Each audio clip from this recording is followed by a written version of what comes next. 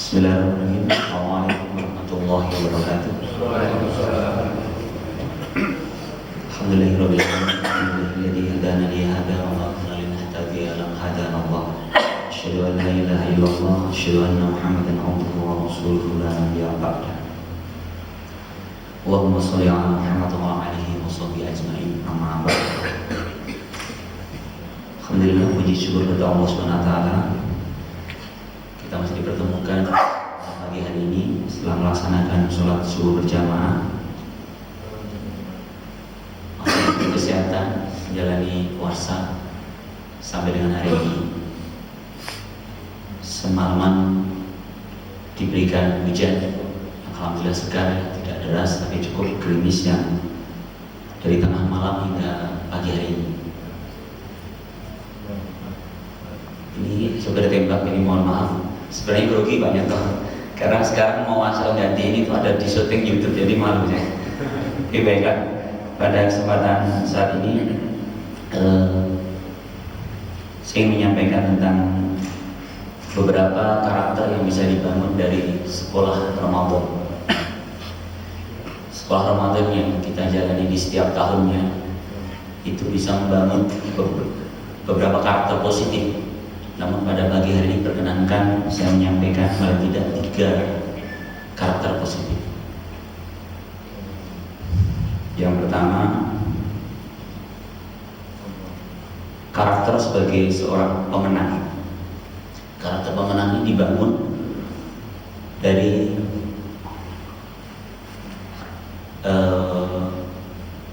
puasa kita yang kita nikmati justru pada menjelang berbuka puasa. Jadi hadis muttafaqun alaih yang menyebutkan bahwa shaimi farhatain. Jadi untuk seorang yang berpuasa itu memiliki 2 kebahagiaan. Kebahagiaan yang pertama itu saat menjelang berbuka puasa, dan kebahagiaan yang kedua saat bertemu dengan Tuhannya. Ini menarik, disejajarkan kebahagiaan saat berbuka puasa dengan kebahagiaan saat bertemu Tuhannya. Puasa ini terasa nikmat ketika menjelang berbuka karena kita sudah menjalani kelelahan, keletihan, kelaparan, kehausan di sepanjang hari. Lalu di depan kita sudah tersaji makanan dan minuman. Itu nikmat. Dan seperti inilah karakter pemenang. Karakter pemenang adalah orang-orang yang bisa menikmati kesulitannya. Kesulitan yang dijalani sepanjang hari itu kita nikmati sehingga kita bisa menjalaninya, dan sampai dengan berbuka puasa itu rasa nikmat. Demikian halnya juga dengan menjalani kehidupan. Sepanjang kita bisa menikmati kesulitan-kesulitan yang kita hadapi di sepanjang hidup kita, maka kematian itu menjadi sesuatu yang membahagiakan karena kita berhasil menjalani kehidupan kita. Hadirin rahimakumullah, survei membuktikan tokoh-tokoh besar siapapun itu, cari tahu perjalanan hidup dia pasti mengalami kesulitan. Jadi Habibie dengan itu, kalau melihat cerita masa lalu ternyata dia belajar sampai mimisan, dan banyak tokoh-tokoh lainnya. Bagaimana kesulitan demi kesulitan itu dia hadapi sehingga dia menemukan kebahagiaan pada akhirnya. Firman Allah, inna ma'al usri yusra wa inna ma'al usri yusra. Diulang oleh Allah, sesungguhnya di balik kesulitan itu ada kemudahan. Jadi bagaimana kita menikmati kesulitan? Karena kita yakin betul bahwa di balik kesulitan itu ada kemudahan. Seorang nelayan yang mendapat ibadah yang besar, ketika dia berhasil sampai ke tepian dan tidak celaka, maka suatu saat ketika dia menghadapi badai yang sama, saat orang lain panik, dia akan berkata bahwa saya pernah mengalami yang lebih besar dari itu, sehingga dia bisa menikmatinya. Jadi puasa mengajarkan kita memiliki karakter sebagai karakter pemenang. Karakter pemenang adalah karakter seorang yang bisa menikmati kesulitan, seorang yang masih bisa tersenyum walaupun dia ada di bawah atap kesulitan sebesar apapun. Itu karakter yang pertama. Yang kedua, kalau yang pertama tadi kita belajar dari berbuka puasa, yang kedua dari sahur. Hadis dari Anas bin Malik radhiyallahu anhu, Rasulullah pernah bersabda, "Tasahharu fa inna fis sahuri barakah." Hadis riwayat Bukhari dan Muslim. Rasulullah bersabda, makan sahurlah karena sesungguhnya dalam sahur itu barokah. Mahir barokah. Apa itu barokah? Ziyadatul khair, yaitu penambahan kebaikan. Kebaikan apa yang kita dapatkan dalam makan sahur? Mungkin kita ada yang, Pak, saya tidak sahur pun kuat, tapi ternyata hadisnya justru kita tetap makan sahur. Karena dalam sahur itu tidak sekedar makan dan minum, melainkan idealnya ada hal lain yang kita lakukan sebelum makan sahur. Banyak ayat yang menyebutkan bahwa maka istilah beristighfarlah di waktu-waktu sahur.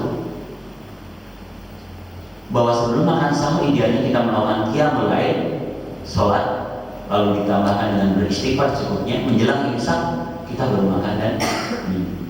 Jadi sebenarnya ada nilai-nilai berkah dalam sahur adalah bagaimana kita menghisap energi Allah melalui qiyamul lail, melalui sholat-sholat malam, melalui menggunakan waktu-waktu dini hari secara optimal, berserah diri pada Allah sehingga kita memiliki energi lebih. Jadi karakter yang kedua ini adalah karakter tekad yang membaca yang dimiliki oleh seseorang saat dia menggunakan secara optimal waktu-waktu sahurnya dengan menghadap pada Allah, berserah diri pada Allah, istighfar sehingga kita memiliki kekuatan itu. Karena itu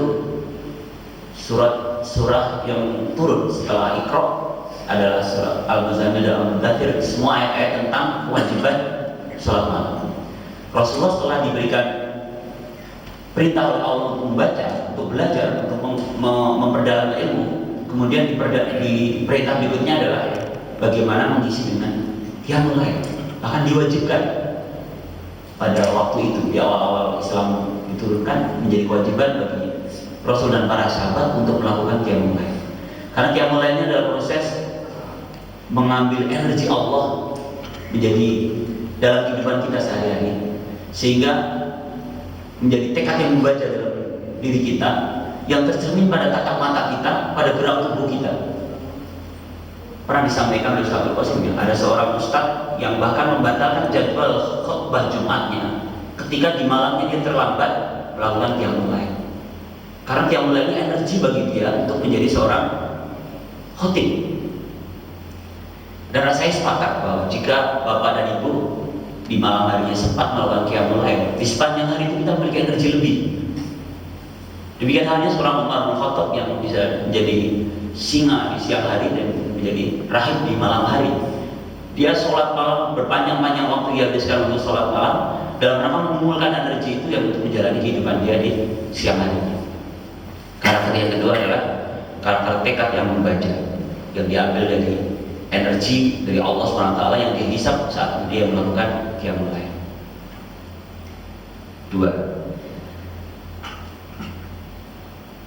Lalu karakter yang ketiga adalah karakter visioner. Ini energi karakter ini dibangun pada 10 hari terakhir bulan Ramadan, yaitu i'tikaf. Bagaimana kita sebagai seorang muslim itu bisa, ini saya menukil kalimat yang bisa dari Ustaz Hidayatullah Rahman dalam sebuah ceramahnya. Dia menyebutkan demikian. Visioner itu adalah bagaimana seorang yang bisa membawa senyum di masa depan di hari ini.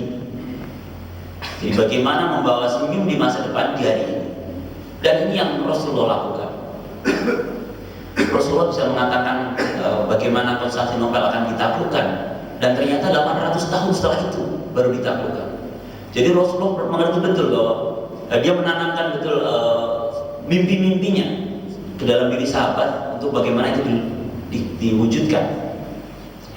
Jadi i'tikaf ini adalah proses kita meluangkan waktu lebih untuk merenung, untuk memilah-milah, untuk mengevaluasi diri kita, menyusun langkah-langkah masa depan.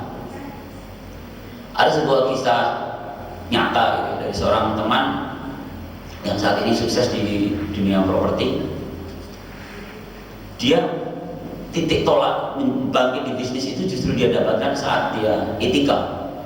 Saat dia itikaf berazam bahwa setiap tahun dia akan melakukan iktikaf full dalam 10 hari terakhir. Jadi dia memutuskan berhenti mengajar, berbisnis, sehingga ketika dia berbisnis dia punya waktu mengatur sendiri. Di 10 hari dia full, dia di masjid, dan ternyata justru pintu-pintu bisnis itu muncul setelah Ramadan.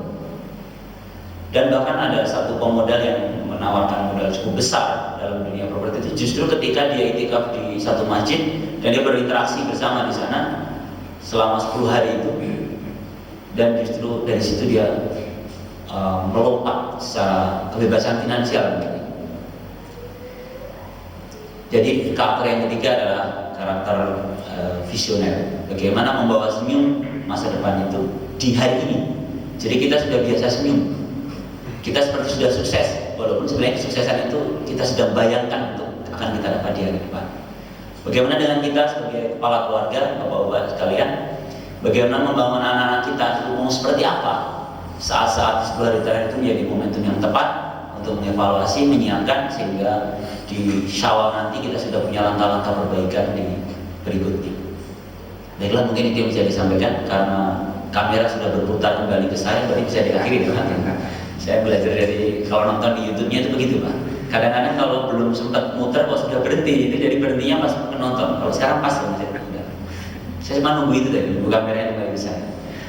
Saya ulang lagi bahwa karakter yang dibangun pada bulan Ramadan banyak, namun paling tidak di hari pagi ini saya sampaikan 3. Yaitu karakter yang pertama, karakter sebagai pemenang, yaitu seorang yang bisa tetap tersenyum, tetap menikmati kesulitan, sehingga pada akhirnya dia menikmati kebahagiaan sebagai pemenang. Karakter yang kedua adalah karakter sebagai karakter tekad yang membaca, yang didapat dari qiyamul lail kita, dari waktu-waktu berinteraksi secara mesra dengan Allah SWT, sehingga kita memiliki tenaga yang cukup untuk menjalani hari-hari kita. Lalu karakter yang ketiga adalah karakter visioner yang kita dapatkan dari iktikaf kita, duduk merenung berlama-lama di masjid selama 10 hari terakhir, sehingga kita bisa terus membawa senyum di masa depan itu, senyum di hari esok itu, di hari ini, sehingga kita menjadi orang-orang yang optimis menatap masa depan kita. Wallahu a'lam bishawab, semoga bisa menjadi renungan kita bersama. Wabillahi taufiq hidayah. Wassalamualaikum warahmatullahi wabarakatuh. Waalaikumsalam.